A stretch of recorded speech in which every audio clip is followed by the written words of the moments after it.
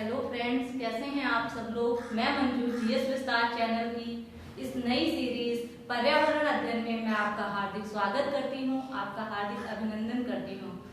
जैसा कि मैंने पिछली एक क्लास ली जिसमें मैंने पर्यावरण अध्ययन के विषय में बताया, और पर्यावरण अध्ययन के विषय में मैंने सबसे पहले जो बात की वो है परिवार और मित्र। परिवार और मित्र में से हमने सबसे पहला टॉपिक परिवार को लिया और परिवार के विषय में थोड़ी सी ही चर्चा की थी। तो आज मैं परिवार के जो आकार के आधार पर परिवार को दो भागों में विभाजित किया। पहला आता है हमारा एकल परिवार और दूसरा आता है हमारा संयुक्त परिवार। तो एकल परिवार क्या होता है? एकल परिवार में मैंने बताया कि एकल परिवार यानी कि जिसमें माता पिता प्लस उसके अविवाहित बच्चे प्लस नौकर। ठीक है। एकल परिवार वो परिवार होता है जिसमें माँ बाप होते हैं, माता पिता होते हैं, उनके अविवाहित बच्चे होते हैं प्लस नौकर। ये एकल परिवार कहलाता है। और हमने बताया संयुक्त परिवार क्या होता है। संयुक्त परिवार, संयुक्त नाम से ही पता चल रहा है कि काफी बड़ा परिवार, संयुक्त रूप से जो परिवार हो, यानी जिसमें माता पिता हो। आपने भी देखा होगा संयुक्त परिवार, आप भी एक परिवार में रहते हैं तो बहुत सारे परिवारों को भी देखा होगा। तो कुछ परिवार जो होते हैं बहुत ही छोटे होते हैं, उसमें केवल सिर्फ और सिर्फ उसके मम्मी पापा, बच्चों के मम्मी पापा और बच्चे रह रहे होते हैं, उनकी शादी नहीं हुई होती है। तो इस टाइप के परिवार को क्या बोलते हैं? एकल परिवार बोलते हैं। और अगर संयुक्त परिवार की हम बात करते हैं तो उसमें माता पिता, दादा दादी, चाचा चाची,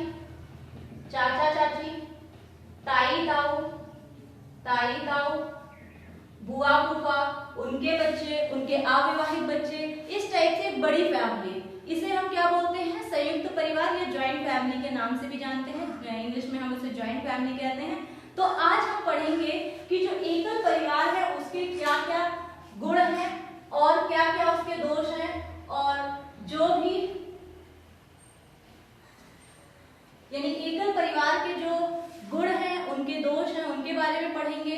संयुक्त परिवार के क्या गुण हैं, क्या दोष हैं, उनके बारे में पढ़ेंगे, और बाकी और भी हम आगे जानकारी प्राप्त करेंगे।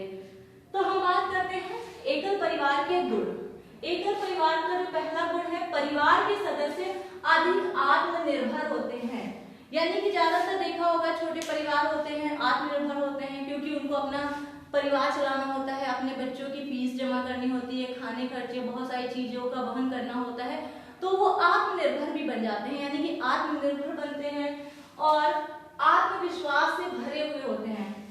क्योंकि देखिए ये भी एक कारण है कि जॉइंट फैमिली में क्या होता है, बच्चे डिपेंडेंट भी हो जाते हैं, क्योंकि आत्मनिर्भर नहीं होते हैं। हाँ, दादाजी मेरे चला रहे हैं घर, ताऊ जी मेरे चला रहे हैं घर, तो उनके अंदर आत्मनिर्भरता की भावना इतनी जल्दी विकसित नहीं होती है। और जैसे एकल परिवार होता है, बच्चे देख रहे होते हैं कि मेरे पापा जॉब कर रहे हैं, मुझे भी जॉब लेनी है। तो इस टाइप से ज्यादातर जो एकल परिवार होते हैं उनमें आत्मनिर्भरता का गुण दिखाई देता है, विकसित होता है, आत्मविश्वास से भरे होते हैं, उनके अंदर बहुत ज्यादा आत्मविश्वास पाया जाता है और प्रत्येक कार्य करने में सक्षम होते हैं। यानी कि कोई भी कार्य करना है वो स्वयं कर सकते हैं, क्योंकि वो किसी पे डिपेंडेंट नहीं है। उन्हें जो भी काम करना है, देखा होगा घर में ज्यादातर बैंक से रिलेटेड काम है या बिजली का बिल जमा करना है तो बच्चे भी कर लेते हैं। ठीक है, क्योंकि और कोई करने के लिए है नहीं, क्योंकि वही उनका परिवार जो है वो सीमित है, तो उन्हें सारे काम खुद से करने होते हैं।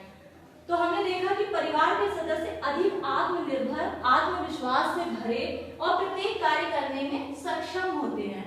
ठीक है, ये जो है वो एकल परिवार के गुण हैं। दूसरा आता है सुखी परिवार। यानी कि कहते हैं कि छोटा परिवार, सुखी परिवार, कोई किसी टाइप की लड़ाई झगड़ा नहीं होते हैं और काम पे डिपेंडेंट नहीं होते हैं। तो इस टाइप से, और जितने भी खर्चे होते हैं सीमित होते हैं, बहुत ज्यादा जितना भी होगा वो एक लिमिटेड खर्चा होगा। छोटा परिवार होता है तो हम बोलते भी हैं, अक्सर सुना भी होगा कि छोटा परिवार सुखी परिवार। तो ये छोटा परिवार, सुखी परिवार, यानी कि ये एकल परिवार के गुण हैं। व्यक्तित्व का विकास करने का अवसर मिलता है, अपने व्यक्तित्व में भी विकास कर सकते हैं, उन्हें अवसर मिलता है। सभी सदस्यों को शिक्षा के समान अवसर परिवार छोटा होता है, कम बच्चे होते हैं और उनको सभी को पेरेंट्स पढ़ाते हैं, शिक्षा का समान अवसर देते हैं, अच्छे से अच्छे स्कूल में भेजना पसंद करते हैं। तो ये क्या है, एकल परिवार के गुण है। पारिवारिक कलह की संभावना नहीं होती है। जब परिवार ही छोटा होगा तो कलह किससे होगी, तो पारिवारिक कलह की संभावना भी कम होती है, मीन्स होती ही नहीं है। तो ये सब क्या है, ये सब परिवार के, एकल परिवार के गुण हैं।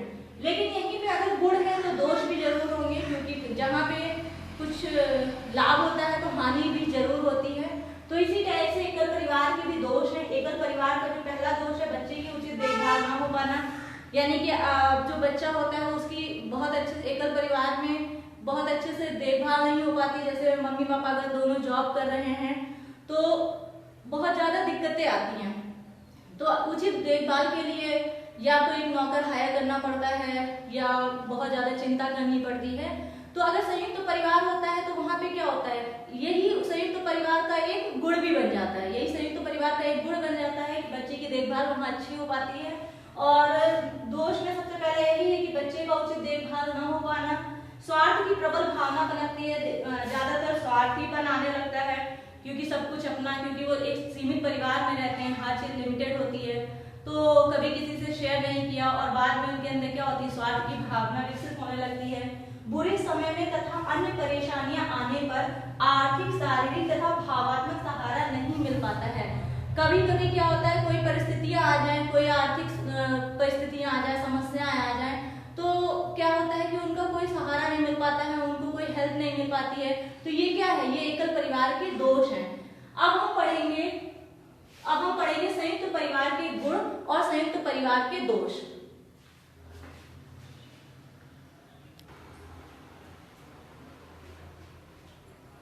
अब हम बात करेंगे संयुक्त परिवार के गुण और संयुक्त परिवार के क्या दोष हैं। तो संयुक्त परिवार के गुणों में सबसे पहला गुण है नागरिक गुणों का विकास, यानी कि बच्चा अगर संयुक्त परिवार में रहता है तो उसके अंदर नागरिक गुणों का विकास बहुत अच्छा हो जाता है। उसके दादा दादी उसके संपर्क में रहते हैं, उसके ताऊ ताई रहते हैं, यानी बच्चा हर एक पर्सन से कुछ ना कुछ सीखता ही है। वहां पे देखा होगा जो संयुक्त परिवार में बच्चे रहते हैं, मैनर्स भी बहुत अच्छे होते हैं, सभ्यता बहुत अच्छी होती है। क्यों? क्योंकि वो बहुत ज्यादा लोगों के संपर्क में रहते हैं और अच्छी अच्छी बातें भी सीखते हैं।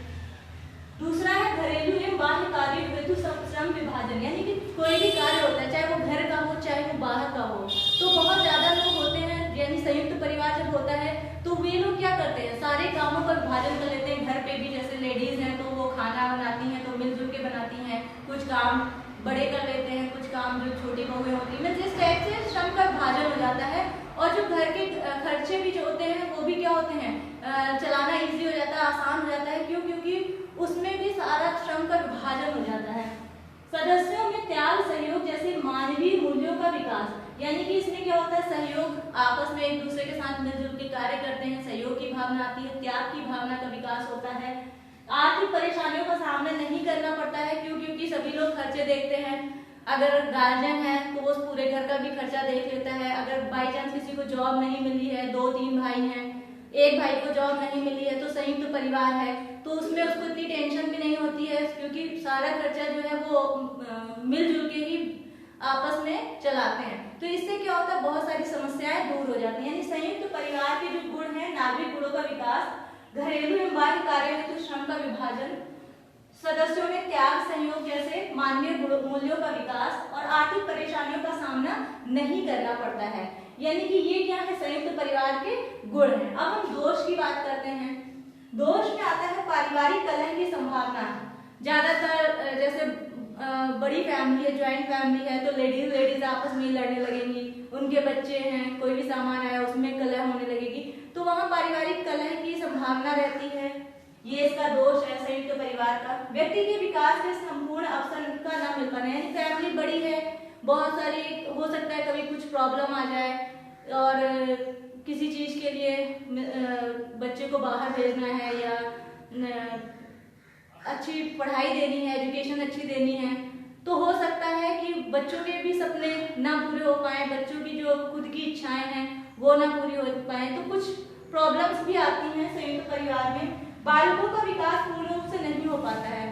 बड़ी फैमिली है, बच्चों का बालकों का विकास सही रूप से ना मिल पाना, ये इसके क्या है, संयुक्त परिवार के दोष हैं। यानी कि हमने देखा जो संयुक्त परिवार के दोष में पारिवारिक कलह की संभावना, व्यक्ति के विकास के संपूर्ण अवसर का न मिल पाना, बालकों का विकास पूर्ण रूप से न हो पाना। तो ये क्या है, ये है संयुक्त परिवार के गुण और दोष, यानी कि ये आपको पता होने चाहिए।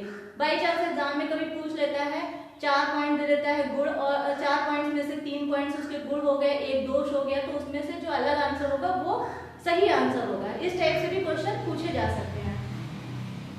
अब क्या है कि संयुक्त परिवार के विघटन के क्या कारण है, यानी कि क्यों विघटित हो रहे हैं संयुक्त परिवार। पहले ज्यादातर देखा होगा कि अक्सर लोग एक संयुक्त परिवार में रहा करते थे। आज हम देखते हैं कि ज्यादातर एकल परिवार, ज्यादातर हमें एकल परिवार देखने को मिलते हैं, संयुक्त परिवार बहुत ही कम देखने को मिलते हैं।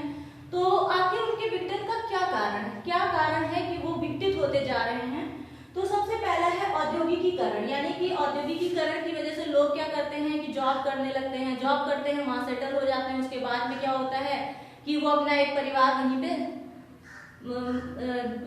पे एक परिवार को सेटल कर लेते हैं, यानी अपने बच्चों को भी वहीं पढ़ाने लगते हैं। तो औद्योगिकीकरण भी इसका प्रमुख कारण है विघटन का प्रमुख कारण औद्योगिकीकरण है।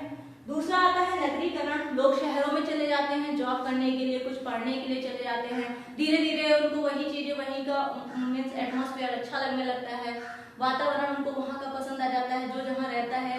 फिर वहीं पे क्या होता है, धीरे धीरे सेटल्ड हो जाता है और वहीं पे उसकी एक फैमिली भी बन जाती है, मीन्स शादी करके अपनी वाइफ को भी वहीं पे लेके चले जाते हैं। तो धीरे धीरे ये भी एक विघटन का कारण है, प्रमुख कारण। जनसंख्या वृद्धि, देखा होगा कि जनसंख्या वृद्धि होती है, लोगों के खर्चे भी बढ़ जाते हैं, मीन्स वो सोचते हैं कि हम भी जाके अपनी जॉब करते हैं, अपने बच्चों को पढ़ाते लिखाते हैं। तो वो लोग क्या करते हैं, जनसंख्या वृद्धि भी एक मीन्स बड़ा कारण है। तो जनसंख्या वृद्धि विघटन का भी एक प्रमुख कारण है। शैक्षिक कारण, लोग शिक्षा के लिए बाहर जाते हैं, बताया शिक्षा के लिए बाहर जाते हैं। फिर वहां पे क्या होता है कि वहीं पे वो धीरे धीरे जॉब भी देखने लगते हैं, कहीं पे भी बाहर जॉब मिल गई, वहीं पे वो सेटल्ड होने की कोशिश करते हैं, सेटल्ड हो जाते हैं। अब इंसान क्या करता है, वो सोचता है कि अब हम यहीं पे ज्यादा सुविधाएं दिखने लगती हैं। तो शैक्षिक कारण भी क्या है, एक विघटन का प्रमुख कारण है। फिर उसके बाद आती है जाति व्यवस्था का विघटन, यानी कि बहुत लोग होते हैं इंटरकास्ट मैरिज करते हैं, फैमिली वाले क्या करते हैं उनको अलग कर देते हैं कि नहीं हमें इंटरकास्ट मैरिज नहीं पसंद है। तो ये भी क्या है, संयुक्त परिवार के विघटन का एक प्रमुख कारण है। अब हम कुछ अन्य बातें आगे जान लेते हैं।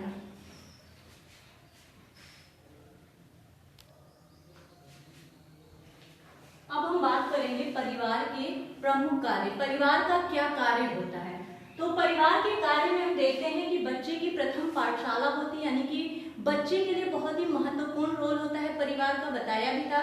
और परिवार की जो प्रथम पाठशाला होती है वो बच्चे का अपना परिवार होता है, यानी कि बच्चा जो कुछ भी सीखता है सबसे पहले वो अपने परिवार में सीखता है। अपने माँ के संपर्क में ज्यादातर बच्चा रहता है और अपनी माँ से बहुत सारी अनौपचारिक शिक्षा भी ग्रहण करता है। यानी कि औपचारिक शिक्षा वो होती है जो एक सिस्टम से हो, जैसे कि हम स्कूल में जो शिक्षा ग्रहण करते हैं, और अनौपचारिक शिक्षा जो होती है जो हम घर पे ग्रहण करते हैं। तो जो भी अनौपचारिक रूप से जो शिक्षा ग्रहण करता है वो बालक कहाँ करता है, अपने परिवार में रह के करता है। इसी वजह से परिवार को प्रथम पाठशाला भी कहा जाता है। ये मोस्ट इंपॉर्टेंट लाइन है कि बच्चे की जो प्रथम पाठशाला है वो कौन सी है, यानी कि वो उसका परिवार होता है। सामाजिकरण की भावना का विकास होता है, यानी कि सामाजिकरण समाज के बारे में सीखता है, सामाजिक गुणों का विकास होता है। तो सामाजिकरण की जो भावना का विकास होता है वो बच्चे का उसके परिवार में ही होता है, ये परिवार का कार्य है, बच्चे के विकास में मदद। अब बच्चा वही अपने परिवार में ही बड़ा होता है, बच्चे का पालन पोषण उसके परिवार में होता है, बच्चे के जितने भी विकास होते हैं वो उसके परिवार में ही होते हैं। खुशी मनाना, दुख बांटना सीखते हैं। जब कोई परिवार में दुख आता है तो वो क्या करते हैं, अपने पेरेंट्स का सपोर्ट करते हैं, देखते हैं कि मेरे पेरेंट्स में दुखी हैं, कोई भी प्रॉब्लम आती है तो वो साथ देते हैं। यानी खुशी मनाना, दुख बांटना, ये सब कहाँ से सीखता है बच्चा, उसे अचानक से तो पता मीन्स पहले से तो वो सीखा सिखाया आता नहीं है। ये सब कुछ सारे गुण जो होते हैं वो परिवार में ही बच्चा सीखता है। और क्या, परिवार में अपनी संस्कृति को सीखते हैं, उनकी संस्कृति क्या है, उनकी सभ्यता क्या है। देखा होगा बच्चा जन्म लेता है, उसे कोई धर्म नहीं पता होता, उसे कोई जाति नहीं पता होती है। जिस धर्म में वो जन्मा होता है, जैसे सिख धर्म का बच्चा है तो उस संस्कृति के बारे में जानेगा, उस चीज के बारे में जानेगा। हिंदू धर्म से बिलोंग करता है तो अपनी सभ्यता के बारे में जानेगा, मुस्लिम धर्म से है तो वो अपनी सभ्यता के बारे में जानेगा।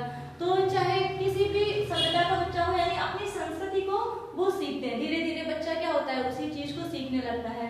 तो ये पहला है बच्चे की प्रथम पाठशाला, सामाजिकरण की भावना का विकास, अनौपचारिक रूप से शिक्षा ग्रहण करना बच्चे के विकास में मदद करता है। और खुशी मनाना, दुख बांटना, ये सब बच्चे सीखते हैं, अपनी संस्कृति को सीखते हैं। ठीक है, ये सब क्या है, परिवार के कार्य हो गए। अब हम इसमें मोस्ट इंपॉर्टेंट कुछ चीजें और देख लेते हैं, वो क्या है। ये काफी पूछा जाने वाला क्वेश्चन है, इसमें से बहुत ज्यादा क्वेश्चन बनते हैं आपके मीन्स सीटेट हो, यूपी टेट हो या अदर कॉम्पिटेटिव एग्जाम में भी, यूपी ट्रिपल एससी के भी एग्जाम में अक्सर ये क्वेश्चन पूछा जाता है, इसलिए मैं बता रही हूँ। ब्रिटिश शासन के दौरान शारदा अधिनियम, जब ब्रिटिश शासन था उस समय शारदा अधिनियम कब आया होता है, 1929 में। शारदा अधिनियम 1929 के तहत भारत में विवाह के लिए लड़कों की उम्र जो निर्धारित की गई थी वो 18 वर्ष की गई थी, और जो लड़कियों के लिए विवाह की उम्र निर्धारित की गई थी वो 14 वर्ष यानी 14 वर्ष निर्धारित की गई थी। किस अधिनियम के द्वारा, भारत यानी ब्रिटिश शासन के दौरान शारदा अधिनियम 1929, शारदा अधिनियम 1929 यानी शारदा अधिनियम 1929 पूछा जाता है अक्सर क्वेश्चन कि जो शारदा अधिनियम 1929 था उसके तहत बालिकाओं के लिए, लड़कियों के लिए उम्र की क्या, विवाह की क्या उम्र थी, निर्धारित की गई थी, और लड़कों के लिए